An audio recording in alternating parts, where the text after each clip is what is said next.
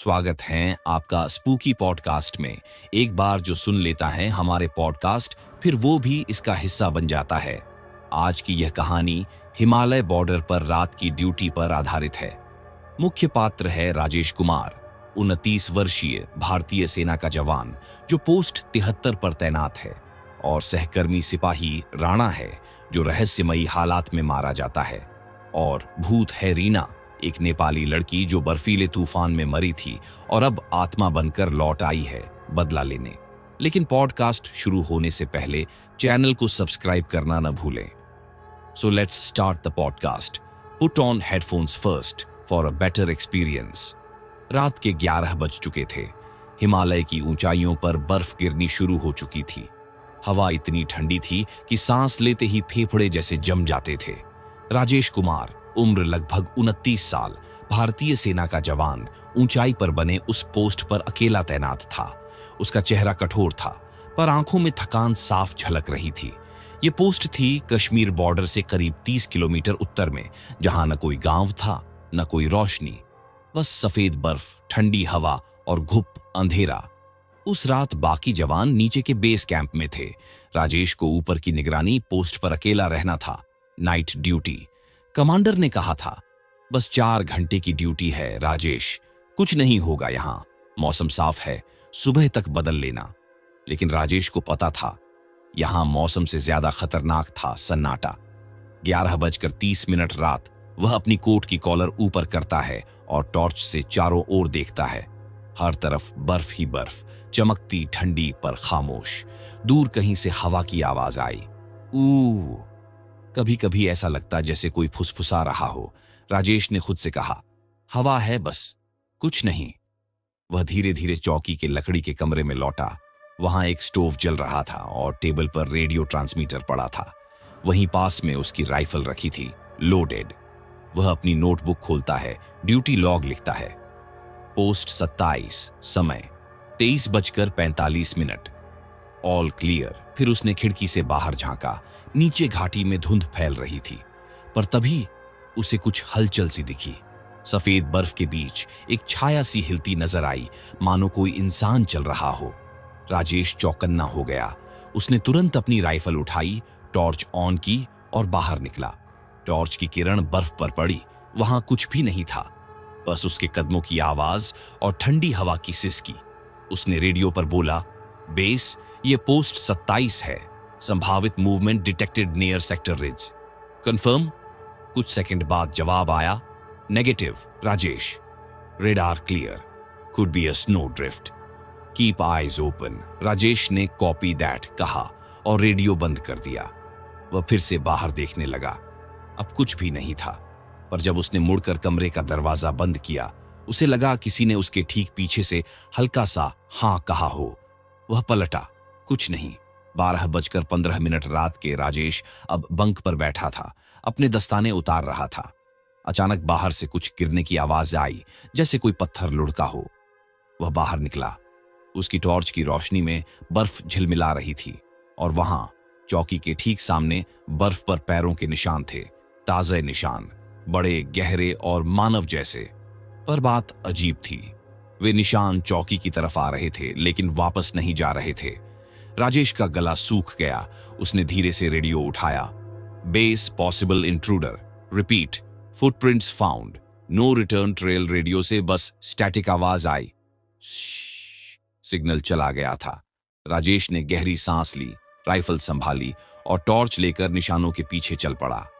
निशान बर्फ के बीच आगे बढ़ते गए और फिर गायब हो गए, मानो कोई हवा में उड़ गया हो।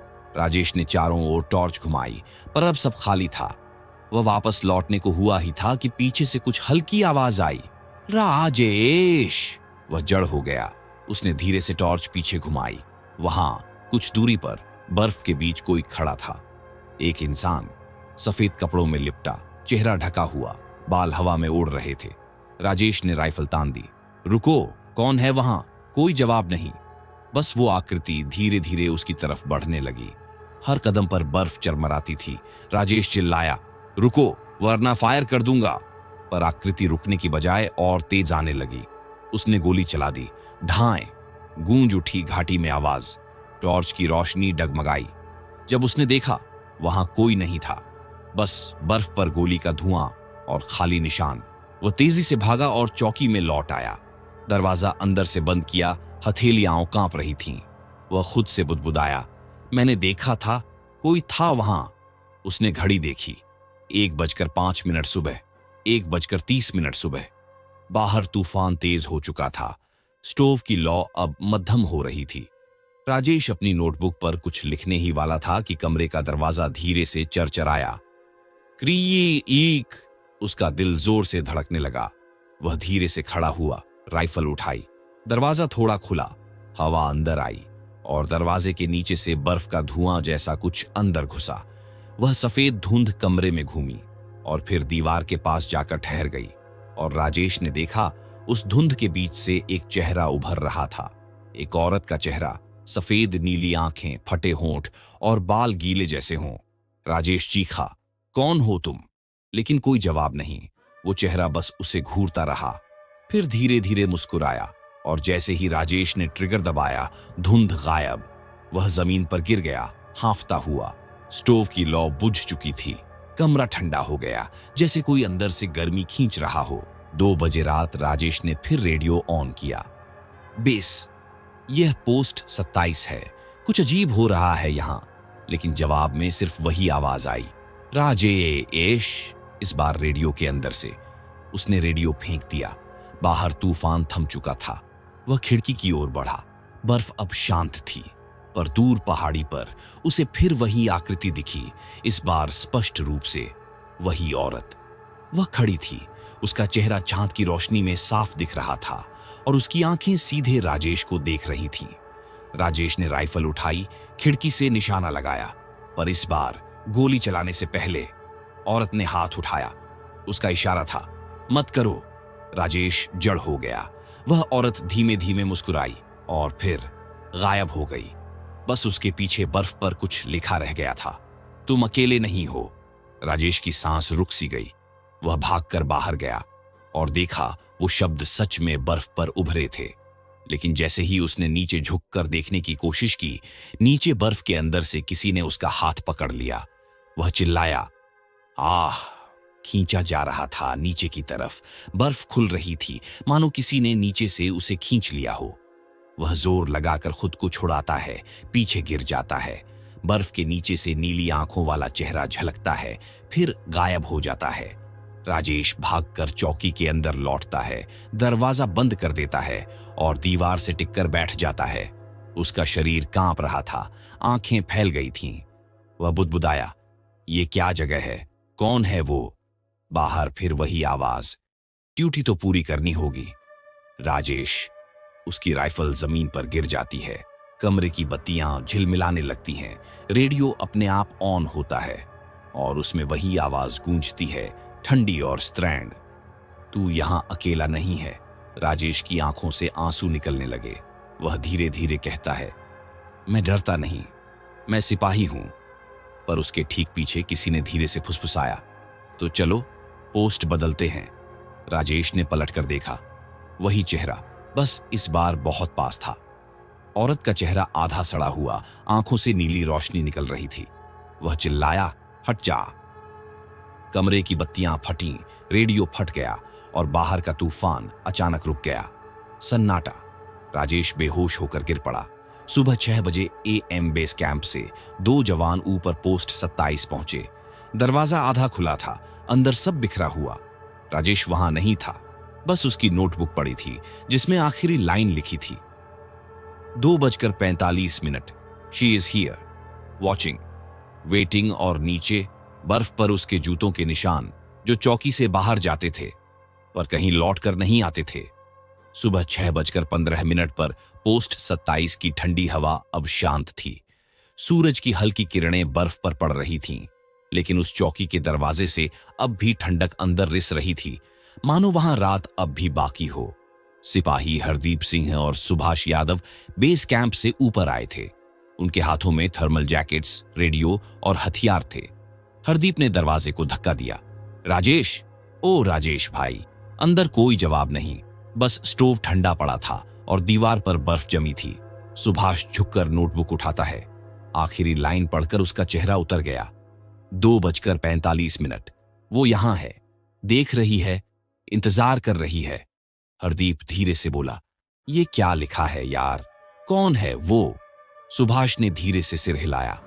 नीचे से रेडियो पर बात हुई थी रात में।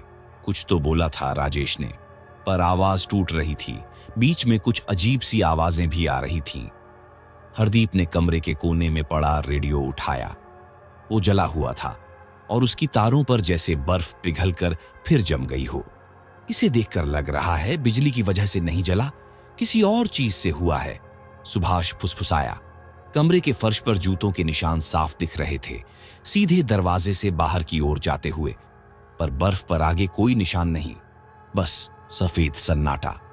हरदीप ने कहा, आओ नीचे की तरफ देखते हैं, शायद फिसल गया हो। सुबह 7:10 पर दोनों नीचे की ओर बढ़े। बर्फ अब और मुलायम थी, धूप कमजोर थी। हरदीप ने अचानक रुककर कहा, सुभाष ये देख। थोड़ी दूरी पर बर्फ के अंदर कुछ चमक रहा था। वो पास गए। वहां राजेश की कैप दबी थी, पर उसके पास बर्फ पर किसी और के पैरों के निशान थे, बहुत छोटे, हल्के, जैसे किसी औरत के। हरदीप ने राइफल संभाली, चारों ओर देखा। यहां कोई और है, सुभाष ने जवाब दिया। असंभव है, ये इलाका कोई पार नहीं कर सकता बिना हमारे देखे। लेकिन निशान वहीं थे और धीरे धीरे घाटी की ओर उतरते जा रहे थे। दोनों धीरे धीरे पीछा करने लगे। बर्फ के नीचे से कभी कभी अजीब आवाज आती, जैसे कोई दूर से हूं करता हो। कुछ देर बाद निशान एक जगह पर खत्म हो गए और वहां पत्थर पर खून के निशान थे। सुभाष ने डरते हुए कहा, क्या राजेश? हरदीप ने बीच में टोका, नहीं, ये ताजा नहीं है, ये पुराने हैं। वो खून पत्थर में जैसे जमे हुए थे, कई दिनों से या शायद कई सालों से। हरदीप ने कहा, चलो वापस चलते हैं, यहां कुछ ठीक नहीं लग रहा। पर तभी हवा फिर से उठी और उस हवा में किसी औरत की हल्की सी हंसी गूंजी, धीमी लेकिन साफ। दोनों एक दूसरे को देखते रह गए। सुभाष ने कहा, तूने सुना? हां, पर वो हंसी कहां से आई? फिर अचानक रेडियो में आवाज आई, पोस्ट 27 से रिपोर्ट दो। हरदीप ने रेडियो उठाया। सर, राजेश गायब है, बस उसकी कैप मिली है। चारों तरफ बर्फ पर औरत के पैरों जैसे निशान हैं। रेडियो पर कमांडर की आवाज आई, औरत के निशान? वहां कौन औरत आएगी सिपाही? क्या बोल रहे हो तुम? हरदीप हकलाया, सर, निशान असली हैं। कुछ सेकंड खामोशी रही, फिर कमांडर बोला, सावधान रहो, वहां पुराना बंकर है जो आज से 20 साल पहले बंद किया गया था, कोई वहां मत जाना, समझे? रेडियो कट गया। सुभाष ने पूछा, कौन सा बंकर? हरदीप ने धीरे से कहा, मुझे याद है, हमारे पुराने रिकॉर्ड में पढ़ा था। उस बंकर में एक नर्स थी जो सीमा युद्ध के वक्त मारी गई थी। कहा जाता है वो वहीं दफनाई गई थी। सुभाष का चेहरा सफेद पड़ गया। मतलब राजेश वहीं गया होगा? हरदीप ने सिर हिलाया। चल देखते हैं, अगर वहीं गया है तो उसे अभी बचाया जा सकता है। सुबह 8 बजे दोनों आगे बढ़े। बंकर अब दिखने लगा था, पत्थरों और बर्फ से ढका हुआ। बीच में एक जंग लगा लोहे का दरवाजा। दरवाजे पर कुछ लिखा था, सेक्टर 27B बंद, और नीचे छोटे अक्षरों में कुछ और उभरा हुआ था, बर्फ से आधा ढका। यहां शांति नहीं, प्रतीक्षा है, हरदीप ने धीमे से कहा। किसी ने लिखा होगा, लेकिन यह इतना साफ कैसे है इतने सालों बाद? सुभाष ने दरवाजा धकेला। क्रिएक! अंदर अंधेरा था। उनकी टॉर्च की रोशनी दीवारों पर पड़ी। पुरानी खून की छींटें, टूटे बर्तन और जंग लगे उपकरण। हरदीप ने धीरे से पुकारा, राजेश, ओ राजेश! अंदर से कोई जवाब नहीं, पर एक हल्की फुसफुसाहट सुनाई दी। यहां नीचे दोनों चौंके। वो आवाज राजेश की थी। वे अंदर बढ़े। नीचे की तरफ सीढ़ियां थीं। नीचे जाते ही हवा भारी हो गई और टॉर्च की रोशनी कांपने लगी। नीचे पहुंचते ही राजेश दीवार के पास बैठा था। उसका चेहरा फक, आंखें खाली। वो जिंदा था, लेकिन जैसे बेहोशी में। हरदीप दौड़ कर गया। राजेश, ओ भाई, क्या हुआ तुझे? राजेश ने धीरे से सिर उठाया और कांपती आवाज में बोला, वो यहीं है। सुभाष ने पूछा, कौन? राजेश ने दीवार की तरफ इशारा किया। वहां कुछ लिखा था, खून से बने शब्द, मुझे यहां छोड़ गए थे। और नीचे एक पुरानी आर्मी नर्स की फोटो टंगी थी, फटी हुई यूनिफॉर्म में, मुस्कुराती हुई। राजेश बोला, रात में वो आई थी, बोली ड्यूटी छोड़ नहीं सकते। मैंने उसे देखा था। सुभाष पीछे हट गया। ये नाम देख, नर्स अनीता शर्मा, वही जो बंकर ब्लास्ट में मरी थी। हरदीप ने धीरे से कहा, राजेश अब सब ठीक है, चलो बाहर चलते हैं। राजेश उठने लगा, पर तभी दीवार से हवा चली और फोटो जमीन पर गिर गई। फोटो के नीचे एक हाथ जैसी आकृति उभरी, धीरे धीरे दीवार से बाहर आती हुई। सभी तीनों पीछे हटे। वो हाथ सफेद था, ठंडा, और उसके नाखून काले थे। और दीवार के अंदर से वही चेहरा झांका, वही औरत, नर्स अनीता। उसकी आंखों में नीली चमक थी और आवाज गूंजी, ड्यूटी अधूरी नहीं छोड़ी जाती। राजेश कांपने लगा। मैंने कुछ नहीं किया। वो औरत धीरे धीरे दीवार से बाहर निकली। पूरा शरीर दिखाई दिया, नीली वर्दी, आधे सड़े पैर और बाल जो बर्फ जैसे गीले थे। वो बोली, तुम सब यहां क्यों आए? हरदीप ने हिम्मत जुटाई, हम तुम्हें शांति देने आए हैं। अनीता हंस पड़ी, ठंडी खोखली हंसी। शांति? मुझे तो तुम लोगों ने यहां सड़ने के लिए छोड़ दिया था। दीवार पर बर्फ जमने लगी और हवा ठंडी हो गई। सुभाष के मुंह से भाप निकल रही थी। राजेश घुटनों पर बैठ गया। मैंने तुम्हें देखा था, तुमने मुझे बुलाया था। अनीता झुककर बोली, हां, क्योंकि तुम वही हो जो मेरी जगह आया है। हरदीप ने चिल्लाया, अब बहुत हुआ। उसने राइफल उठाई और एक फायर किया। गोली दीवार से टकराई, लेकिन अनीता हिली तक नहीं। वो मुस्कुराई। गोली यहां असर नहीं करती। और उसी पल स्टील का दरवाजा अपने आप बंद हो गया। धड़ाम, तीनों अंदर फंस गए। रोशनी झपकने लगी, हवा में बर्फ के कण उड़ने लगे। अनीता की आवाज गूंज उठी, अब तुम सब रहोगे यहां, हमेशा की ड्यूटी पर। राजेश चिल्लाया, नहीं।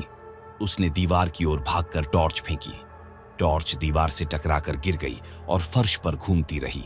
और उसके घूमते हुए प्रकाश में दीवार पर उभरते गए अनगिनत चेहरे, पुराने सिपाही, नर्सें, सबके सब बिना पलक झपकाए देख रहे थे। अनीता गायब हो गई। कमरे में अब सिर्फ एक अंधेरा रह गया और भीतर से किसी की धीमी आवाज आई, पोस्ट 27 अब बंद है।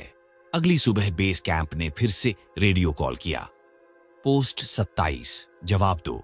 पोस्ट 27। कोई जवाब नहीं आया। बचाव दल जब पहुंचा, बंकर के दरवाजे खुले थे, लेकिन अंदर कोई नहीं था। बस दीवार पर नई लाइन उभरी थी, लाल रंग से। 3 और आ गए। 3 दिन बाद हिमालय की ऊंचाइयों पर फिर वही सन्नाटा था। पोस्ट 27 अब सील कर दी गई थी। उसके चारों ओर चेतावनी के निशान लगे थे, प्रवेश वर्जित, सेना आदेश। लेकिन कहानी वहां खत्म नहीं हुई थी। कप्तान अरविंद चौहान, उम्र 34, को इस गायब हुई टीम की जांच के लिए भेजा गया था। वो सीधा सादा समझदार अफसर था, लेकिन जब उसने रिपोर्ट पढ़ी, 3 जवान लापता, बर्फ पर अजीब निशान, दीवारों से आवाजें, तो उसके माथे पर बल पड़ गए। उसने रेडियो पर अपने साथियों को आदेश दिया, मैं अकेला ऊपर जाऊंगा, बाकी टीम नीचे की सुरक्षा रेखा पर रुके। पोस्ट 27 को खुद देखना जरूरी है। सिपाही ने डरते हुए कहा, सर, वहां से कोई लौट कर नहीं आया। अरविंद ने शांत स्वर में कहा, इस बार लौट कर मैं आऊंगा। शाम 5:30 पर बर्फ फिर गिरनी शुरू हो चुकी थी। अरविंद बर्फ के बीच कदम रखता हुआ धीरे धीरे ऊपर चढ़ रहा था। चारों ओर सन्नाटा, बस अपने बूट की आवाज और सांसों की भाप। पहाड़ के बीच में हवा कभी गर्म लगती, कभी ठंडी, जैसे कोई अनदेखी धड़कन हो वहां। पोस्ट 27 अब सामने थी। लकड़ी का पुराना कमरा, टूटी खिड़की और दीवारों पर हल्की बर्फ की परत। दरवाजे पर लिखा था, यहां ठहरो नहीं। अरविंद ने अपनी जैकेट से बर्फ झाड़ी और अंदर कदम रखा। अंदर की हवा भारी थी, दीवारों पर दरारें थीं, फर्श पर पुराने जूतों के निशान अब भी जमा थे। कोने में पड़ी नोटबुक अब भी वही थी, वही जिसमें आखिरी लाइन लिखी थी, वो यहां है, देख रही है। अरविंद ने धीरे से पन्ना पलटा और नीचे की लाइन देखी, जो अब नई थी। अब तुम यहां क्यों आए? वो ठिठक गया। ये लाइन किसी ने अभी अभी लिखी थी। उसने अपनी टॉर्च दीवार पर फेंकी। वहीं पर बर्फ से बना चेहरा उभर आया, मानो दीवार में कोई सांस ले रहा हो। अरविंद की उंगलियां ठंडी पड़ गईं। फिर भी वो धीमे स्वर में बोला, राजेश कुमार, अगर तुम हो तो सामने आओ। कुछ पल सन्नाटा रहा, फिर हवा में एक हल्की सी आवाज गूंजी, सर। अरविंद ने पीछे देखा। बर्फ के बीच पोस्ट के बाहर कोई खड़ा था, वर्दी में, पर चेहरा सफेद, आंखें गहरी। वो राजेश था। 6 बजे शाम अरविंद धीरे धीरे बाहर गया। राजेश बस कुछ कदम दूर खड़ा था, बर्फ पर बिना कोई आवाज किए। राजेश कुमार, अरविंद की आवाज कांपी। राजेश ने सिर झुकाया। जी सर। तुम 3 दिन से गायब थे, बाकी दोनों कहाँ हैं? राजेश ने धीरे से कहा, अंदर ड्यूटी पर हैं। अरविंद ने हैरानी से पूछा, कौन सी ड्यूटी? राजेश ने ऊपर देखा। उसकी आंखों में नीली झिलमिलाहट थी। जो उसने सौंपी है। किसने? राजेश मुस्कुराया और बोला, अनीता मेम। अरविंद का गला सूख गया। नर्स अनीता शर्मा? वो तो, राजेश ने बीच में कहा, मर चुकी है। नहीं सर, वो यहीं है, हर रात आती है, कहती हैं ड्यूटी छोड़ना गुनाह है। अरविंद ने कदम पीछे हटाए। राजेश, मेरे साथ चलो, नीचे चलते हैं। राजेश ने सिर हिलाया। वो जाने नहीं देगी। उसी पल हवा चली, बर्फ के कण जैसे नाचने लगे। राजेश के पीछे वो औरत उभरी। वही चेहरा, वही नीली आंखें, वही ठंडी मुस्कान। नर्स अनीता। वो बोली, कप्तान साहब, पोस्ट खाली नहीं छोड़ी जाती। अरविंद ने साहस जुटाया। तुम कौन हो? तुम किसी की आत्मा नहीं, एक भ्रम हो। मैं यहां सब खत्म करने आया हूं। अनीता हंसी। खत्म? जो कभी दफन नहीं हुआ उसे कौन खत्म करेगा? वो आगे बढ़ी। अरविंद ने राइफल उठाई। रुको वहीं। पर उसकी उंगली कांप रही थी। अनीता ने हाथ बढ़ाया और बर्फ उसके चारों ओर घूमने लगी। देखो नीचे। अरविंद ने नीचे देखा। फर्श पर बर्फ के नीचे 3 सिपाहियों के चेहरे उभर आए थे। हरदीप, सुभाष और खुद राजेश का भी। वो चिल्लाया, ये क्या है? अनीता बोली, वो अब यहीं है, ड्यूटी पर। राजेश मुस्कुराया, सर, अब आप भी हमारे साथ रहेंगे। अरविंद ने ट्रिगर दबाया। धाएं। गोली बर्फ को छूकर दीवार में धंस गई, पर ना अनीता हिली ना राजेश। उसी वक्त रेडियो अपने आप ऑन हुआ। उससे आवाज आई, किसी औरत की, धीमी पर साफ हिंदी में, पोस्ट 27 रिपोर्ट दो। अरविंद कांपते हुए बोला, कौन बोल रहा है? रेडियो से वही आवाज हंसी, तुम्हारा नया कमांडर। रेडियो से धुआं उठा और वो जल गया। बर्फ अब कमरे में घूमने लगी थी। अरविंद ने आखिरी बार राजेश को देखा। वो अब दीवार में समा रहा था, जैसे किसी ने उसे अंदर खींच लिया हो। अनीता बोली, हर साल कोई आता है और सब ड्यूटी पर रह जाते हैं। अरविंद ने चिल्लाया, तुम्हें क्या चाहिए? वो फुसफुसाई, बस कोई जो साथ रहे। मैं अकेली नहीं रहना चाहती। उसकी आंखों से आंसू निकले जो बर्फ में बदल गए। अचानक बाहर तेज भूकंप जैसा झटका लगा। पोस्ट की दीवारें कांपने लगीं। अरविंद भागा, दरवाजा खोला, पर बाहर सफेद अंधा तूफान था। कुछ भी नहीं दिख रहा था। वो भागता हुआ पहाड़ी के नीचे पहुंचा। पीछे से वही आवाज गूंज रही थी, ड्यूटी पूरी करो अरविंद। उसने दौड़ते दौड़ते नीचे बेस कैंप पहुंचकर रेडियो पर रिपोर्ट दी, यहां कुछ है, पोस्ट 27 को तुरंत सील कर दो, सब खत्म करो, वहां कुछ इंसानी नहीं है। रेडियो पर बस शोर आया, श्श अरविंद। वो ठिठक गया। वो आवाज रेडियो से नहीं, उसके पीछे से आई थी। वो पलटा और वहां राजेश खड़ा था, पूरी तरह ठंडा, आंखों में नीली चमक। राजेश बोला, तुम ड्यूटी अधूरी छोड़ आए हो। अरविंद के होंठ सूख गए। नहीं, मैंने सब देखा। वो राजेश मुस्कुराया, अब तुम्हारी बारी है सर। बर्फीली हवा चली और वो गायब हो गया। अगली सुबह बेस कैंप को अरविंद चौहान का शव मिला, बिल्कुल जमे हुए हालत में, लेकिन चेहरे पर हल्की मुस्कान थी। उसके हाथ में नोटबुक थी जिस पर लिखा था, पोस्ट 27 अभी भी सक्रिय है, वहां कोई नहीं मरता, सब बस वहीं रह जाते हैं। और नीचे छोटे अक्षरों में, ड्यूटी जारी रहेगी। उसी रात बेस कैंप का नया अफसर रेडियो पर रिपोर्ट भर रहा था। सामने स्क्रीन पर सिग्नल लाइट अचानक चमकी, पोस्ट 27 से। वो बोला, पोस्ट 27। आवाज साफ नहीं आ रही, कौन बोल रहा है? रेडियो से जवाब आया, राजेश कुमार बोल रहा हूँ। सब ठीक है सर, ड्यूटी पर हूँ। अफसर मुस्कुराया। अच्छा काम सिपाही, रिपोर्ट बनाए रखो। रेडियो बंद हो गया और दूर पहाड़ की चोटी पर पोस्ट 27 की खिड़की में नीली रोशनी जल उठी, जैसे कोई अब भी वहां पहरा दे रहा हो। रात लगभग 2 बज चुकी थी। हवा अब और भी भारी लग रही थी। बर्फ के टुकड़े हवा में ऐसे उड़ रहे थे जैसे कोई अनदेखी शक्ति उन्हें धकेल रही हो। राजेश के सामने चौकी अब लगभग सुनसान थी। सिपाही राणा की लाश अंदर रखी थी। उसके चेहरे पर अब भी वही भयानक डर जम गया था जो उसने आखिरी पल में देखा था। राजेश ने अपनी राइफल कसकर पकड़ी। उसका दिल अब भय और क्रोध के बीच डोल रहा था। वो जानता था आज रात वो चाहे जिए या मरे, उस आवाज का सामना करना ही होगा। रेडियो से आवाज आई, पोस्ट 73 से रिपोर्ट करो। राजेश, क्या सुन रहे हो? राजेश ने गहरी सांस ली, बर्फ से ढके माइक पर हाथ रखा और कहा, जी हां सर, पोस्ट 73 बोल रहा हूं। यहां कुछ अनहोनी हो चुकी है। किस तरह की अनहोनी? सिपाही राणा मारा गया है सर। लेकिन राजेश रुक गया। उसकी आवाज कांप गई। रेडियो में कुछ पल की खामोशी रही।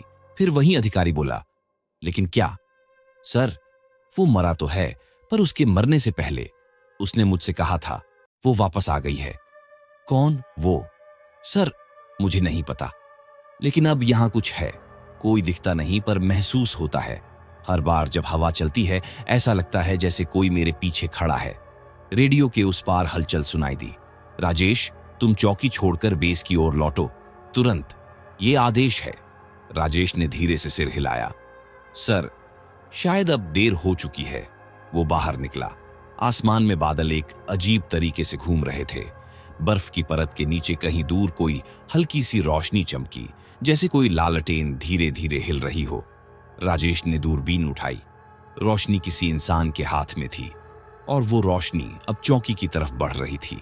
वो धीरे धीरे सीढ़ियों से नीचे उतरा। हर कदम के साथ बर्फ की आवाज चिर्र गूंजती। दिल की धड़कन तेज होती गई। जब वो कुछ ही मीटर दूर पहुंचा, रोशनी अचानक रुक गई।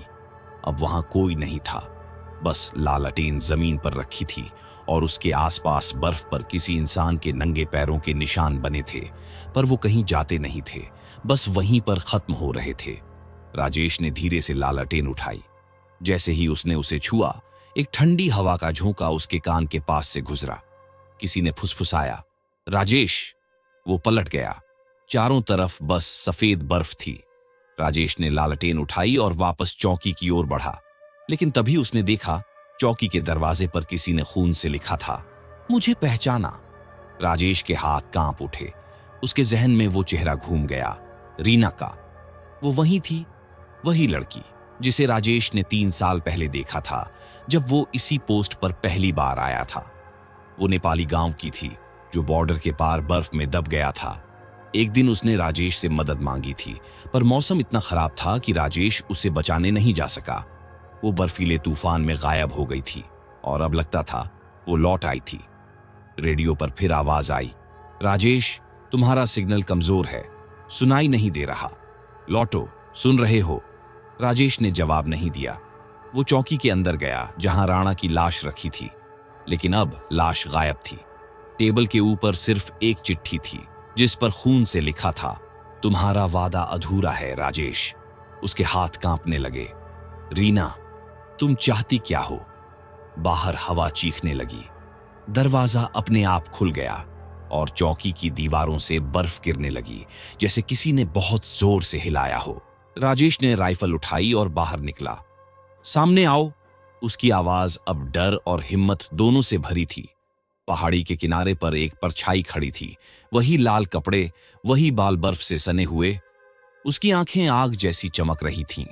वो धीरे धीरे उसकी ओर बढ़ी। हर कदम के साथ बर्फ उसके पैरों के नीचे पिघल रही थी। राजेश चिल्लाया, रीना, मैंने कोशिश की थी तुम्हें बचाने की, मैं नहीं भागा था। पर वो बस मुस्कुराई। झूठ। अचानक उसके चारों तरफ धुंध का तूफान उठा। राजेश ने आंखें ढक ली। जब उसने देखा, वो उसके ठीक सामने थी। उसका चेहरा अब सड़ा हुआ, आंखें पूरी काली और मुंह से बर्फ गिर रही थी।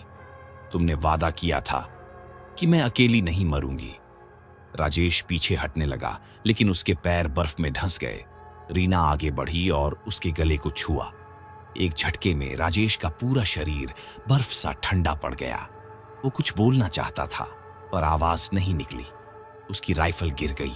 रीना ने फुसफुसाया, अब तुम मेरे साथ रहोगे, हमेशा के लिए। सुबह जब राहत दल पहुंचा, पोस्ट 73 पूरी तरह बर्फ में दब चुकी थी। दरवाजा टूटा हुआ था, अंदर कोई नहीं था।